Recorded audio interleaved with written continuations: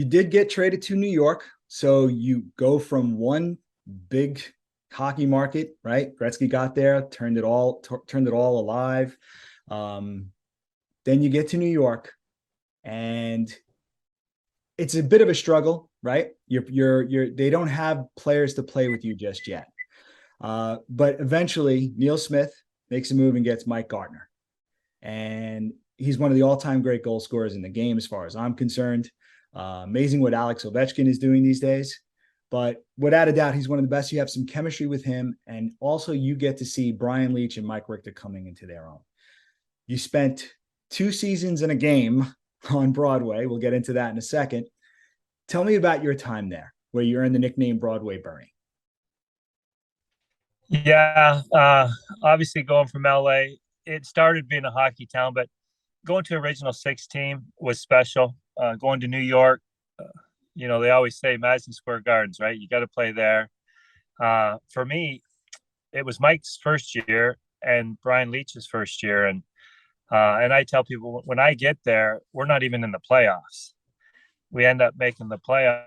It looks good on me, but trust me, Mike Richter, he took over in goal and he was unbelievable. Brian Leach, everybody knows how good he is. So having the opportunity to play with those two guys and playing in New York was really extra special for sure.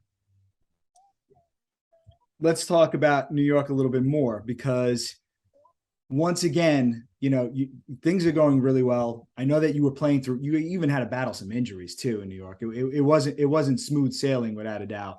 But again, you were the number one center. The team was starting to turn around, and it's similar to the situation in LA. You're getting some assurances you're not going to get traded, and then you get moved for Mark Messier, right? Just one game in to the 1991-92 season, right? It's a big trade. It's a massive trade. There's no way Edmonton probably makes that trade without getting a number one center back. Like, to be honest, right? They needed to justify trading Mark Messier, and Bernie Nicholls absolutely justifies a move of that magnitude.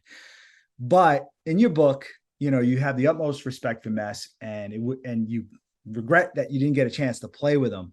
I will tell you, having followed that team day in, day out, living and dying by it, that season they didn't win the cup. They were very good. They didn't win the cup. And I kept saying, if they could have just kept Bernie Nicholls to be the second line center, it's probably a Stanley Cup championship season. Can you go a little bit into that trade and your thoughts on it? Yeah, similar to LA. I was about to have twins at the time, so I talked to Neil Smith about buying a house there. I get the same thing, I'll never trade you. But understand the trade, right? Like, and obviously I was shocked because it was after the opening night in Boston, and I get a call from Roger Nielsen. And he said, "We just traded you to Edmonton, right?" And once again, I'm going, "You got to be kidding me." But understanding, right, the business part, and then who it was for was probably the most disappointing part. Just that I would have loved to played with Mark, right? Like, LA, I battled Mark in Edmonton for years. And just like I said, I've always had the most respect for Mark. Just an amazing player, amazing leader, tough competitor. So I was disappointed that I get traded for Mark. But at the end of the day, I tell people, as a Canadian boy, you got to play in Canada somewhere, right? And for me, it was Edmonton, and there wasn't a better place to play for me than Edmonton. It was a lot of fun. We had a great team. We had a great run that year. We ended up playing LA in the first round. Team I just got traded from.